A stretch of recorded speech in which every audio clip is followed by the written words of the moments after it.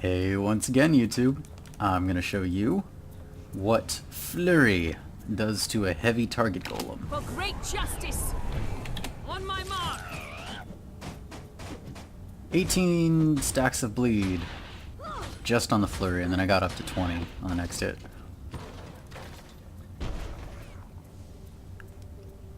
"18 stacks of bleed. That's pretty nice, and they all do over 100 damage. For great justice! 107, 106. Look at that, 10 stacks of bleed. That's nice, right? So this is a build I've been trying out because I wanted to do a condition build with warriors, and I wanted to do it with the longbow, but it's just not good for structured PvP. It's really good for leveling, I will say that. Longbow with axes, or at least axe offhand. But anyway, that's another discussion.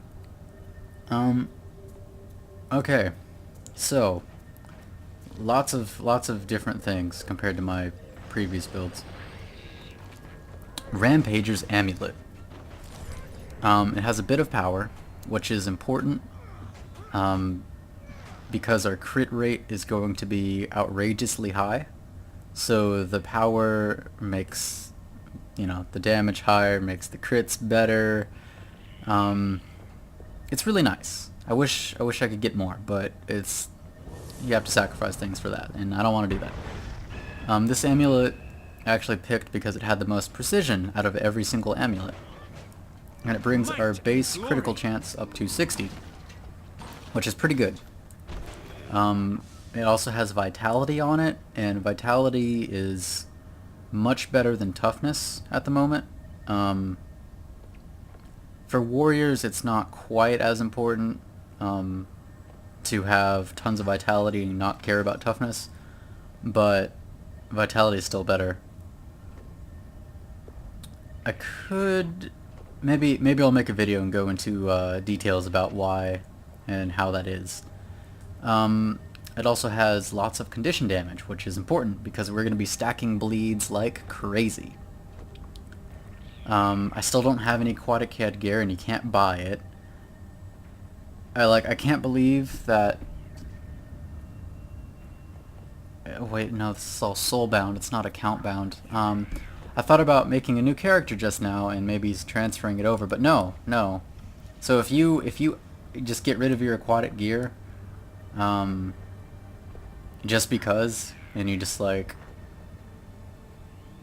yeah, I know it's silly, but I get rid of gear and then I buy new gear and then I buy new gems, or new runes, not gems, and that's just kind of how I did it. And I believe you could buy the aquatic headgear, but now you can't, so I'm gimped in the raid on Capricorn. For the runes, I'm using the runes of soldier, so all my shouts remove conditions, and I'm using the shout heal trait line, which I've come to just love. Unfortunately, this build has no healing power, so they aren't healing for a ton, but they're healing for something. Most importantly, though, you have lots of shouts, fairly low cooldowns, and they remove conditions. And conditions are evil. Conditions are your enemy. Always want to get rid of them. Especially confusion. Confusion does a lot of damage. Poison's actually not so bad, because mending, it cures 2 conditions before it heals. So if you have poison on you, and poison and bleed, it'll cure both of them and then it'll heal you, so you don't take the healing penalty that poison applies. So that's nice. Still using Signet of Rage and for Great Justice so we can stack Fury, which is also another huge bonus that the Shout Heal trait line gets. I guess it could be the Banner trait line, but banners aren't as good in structured PvP. They're more world v world, and maybe dungeons, or at least events. We're going to be using Sword Shield Rifle, because of bleeds. We're also going to be using the Sigil of Superior Earth on our 2 main weapons, and for your offhand weapon, I haven't decided between the Sigil of Superior Hydromancy, so you can get a chill, and a Frost Blast. The Frost Blast is actually stronger than the Lightning Strike or the Flame Blast. It's actually a good deal stronger. The Lightning Strike and the Flame Blast do roughly 600-700 on this build. The Hydromancy Frost Blast did about, I think it was 900, I want to say, if I remember right. And it applies chill for 3 seconds, and chill did like 100 something, maybe just 100. I forget how powerful it is compared to bleed. What else? So, I don't know if I want the Sigil of Superior Hydromancy, because once you pull out, you know, you start out as rifle, you get a few bleeds on them. If they close, then you switch to sword shield, and that's great. But if they don't close and you blow your cooldowns on rifle, you switch to sword shield anyway, and you leap because it's so because Savage Leap has a huge distance and it's so mobile. And then you also have a shield bash and a cripple, and you're gonna have swiftness up for 39 seconds out of 60 for the entire match. So I don't know if that's better, or if I want the more standard, you know, just direct damage every 5 seconds. And it will be basically every 5 seconds. I have a lot of traits into precision, and I end at the 10% bonus damage against bleeding foes, because that's very important. So we'll go ahead and take a look at that. It also provides precision and condition damage, which are very important in this build. I also got the faster weapon switch and heightened focus. And then Discipline also gives you crit damage, which is also very important on this build. I tried the Rune of Divinity for all the bonus crit damage and the minor all-around stat bonus, and that was nice and it was good. But as soon as I ran into condition builds, I couldn't keep up with how much damage I was taking from the conditions. But shouts that remove conditions is wonderful, and you can survive that much, much better. Especially if they have like a skill that gives you, I don't want to say burst conditions, but it's like it applies like 5 confusion stacks all at once, or like 10 bleed stacks all at once, or something crazy like that. And you can just shout it away. So shouts heal, shouts recharge 20% faster. For the first adept one, I'm actually not sure what to take. I've been using Desperate Power because you know, it's a nice fat damage increase. Empowered, from what I've heard, it increases your damage by 2.25% for every boon on you, every separate boon. So like stacking might doesn't help any more than just one thing of might.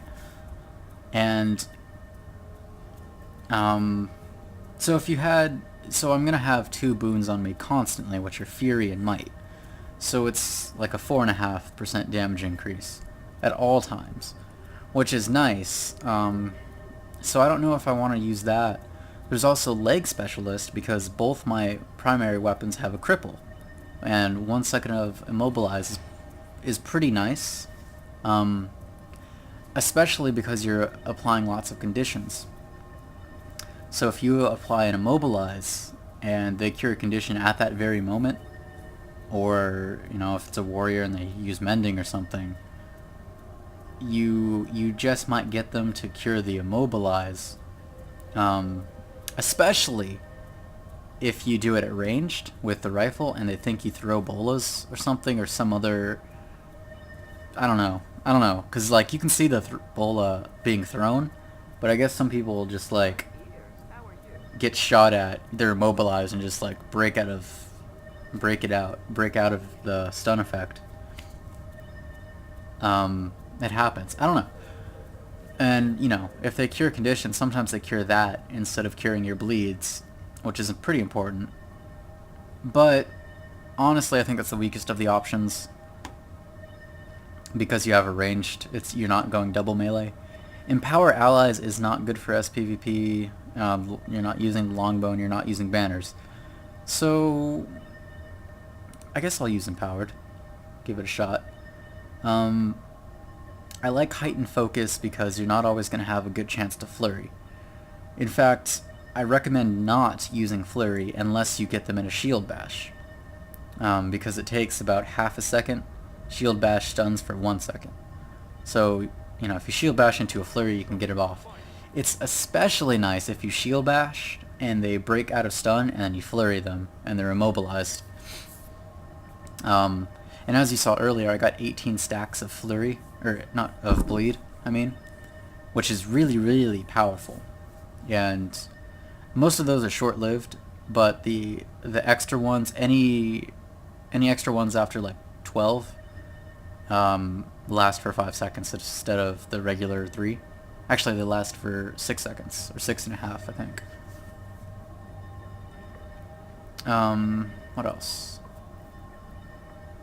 No, they last for 7.5 seconds because of deep cuts. Yeah, bleeds last 50% longer. That raises your bleed damage by 50% if people don't cure the condition. And some people, because you apply bleeds so quickly, you know, they'll get like 6 bleed stacks on them, and that might only be 2 attacks from you. And then they'll cure condition, and then they'll get, you know, 5 more bleed stacks in, you know, the next 2 seconds. So that's pretty nice.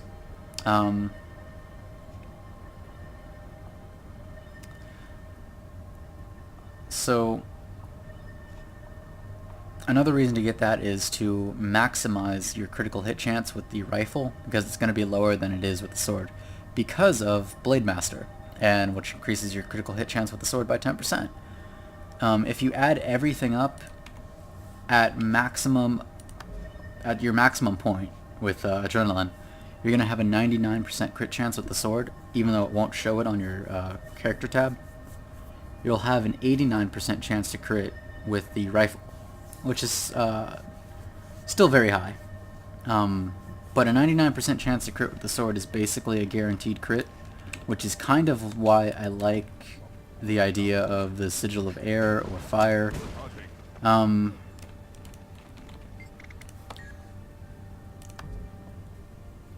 So there's that. Where is it? Oh, the Sigil of Superior Earth does not stack with itself, so don't use it. Don't use 2 of them. I've thought about the Sigil of Ice, and I've used it before, but the cooldown's just way, way, way too long for how short the chill is. If the chill were 5 seconds, it would be much, much, much better. Or maybe a little OP. Even up to 3 seconds would be a lot better. And the lifesteal, I think, scales with healing, and I don't have healing on this build. Otherwise, I'd probably use that. The might, you don't need it, and that's all there is to it. The vulnerability, you also don't need that. It's not as important. So I guess I'll use Fire. Rare treasure.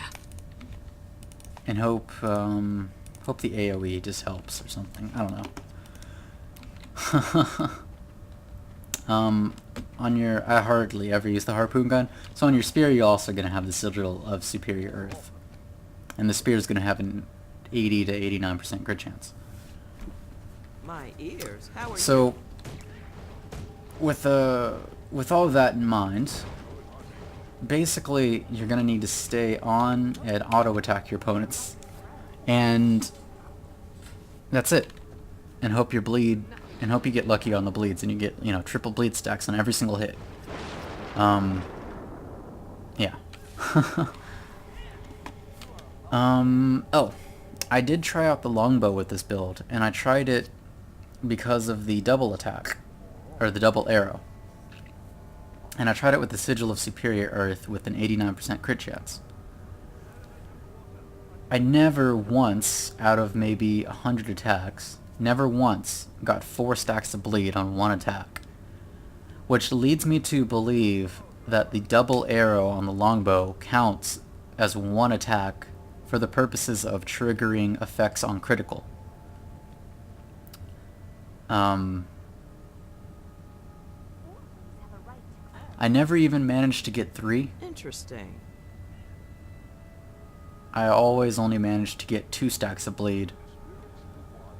So, where I should have been able to get 4, if it worked out how I thought it worked out previously. I guess that's it for this video. You've seen the build. Yeah. So in my next video, I'll go ahead and demonstrate the effectiveness of this build, and hopefully it'll be a good video. I have noticed that I chew through Guardians very easily, and the people who give me the most trouble are Engineers, and Necromancers. But I did fight those Engineers and Engineers give me a lot of trouble because I have no way of removing boons from my opponent. So if Engineers can stack boons, like 4 or 5 boons all at once, and have them up basically forever, and I have no way to stop that, and it makes them really powerful. Necromancers are a big issue because if I get a bunch of bleed stacks on them, they can transfer it over to me, which would suck. Suck a lot, because I get bleed stacks up really fast. And their stun break transfers conditions over, so if I also stun them or cripple them or something, yeah, it's bad news. Good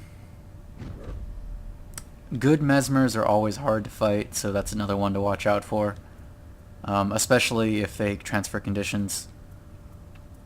Or steal boons, because if they steal Fury, it really, really hurts your damage. Greetings. Oh, I have new skins. So there's my sword and shield. And there's my rifle. Yeah. So that's it. And I'll see you guys in the next video.